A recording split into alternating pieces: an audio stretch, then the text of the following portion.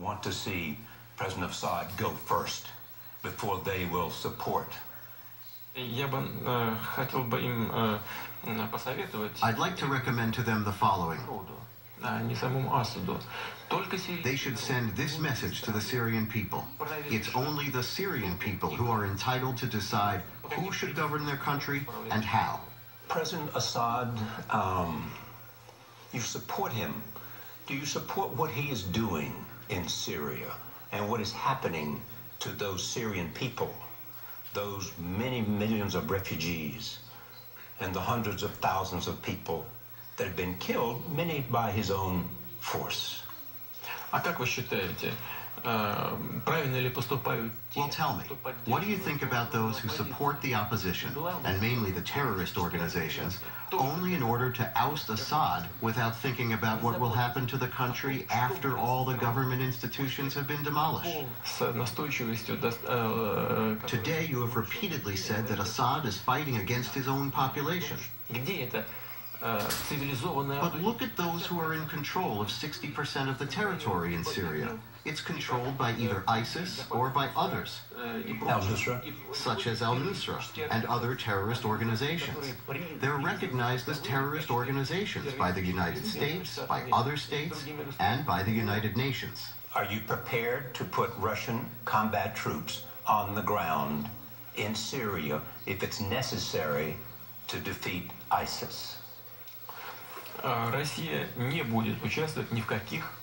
Russia will not participate in any troop operations in the territory of Syria or in any other states. Well, at least we don't plan on it right now. But we are considering intensifying our work with both President Assad and with our partners in other countries.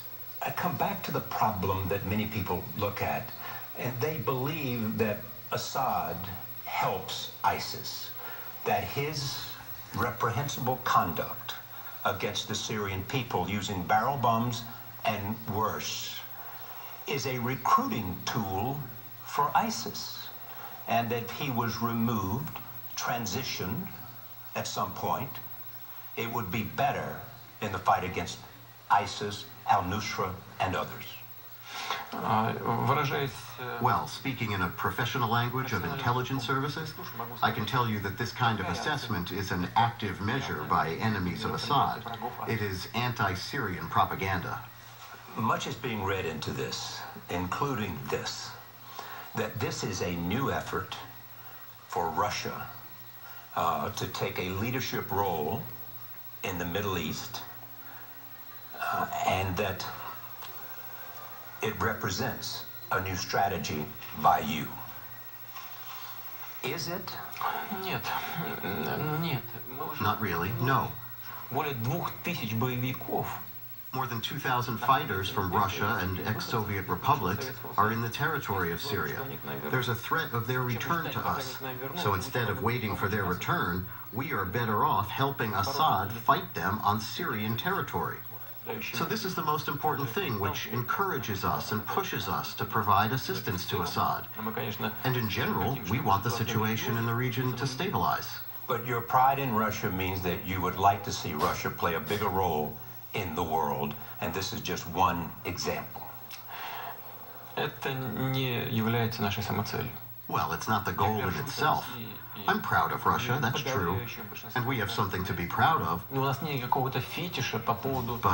we do not have any obsession with being a superpower in the international arena. But you are, in part, a major power because of the nuclear weapons you have. You are a force to be reckoned with.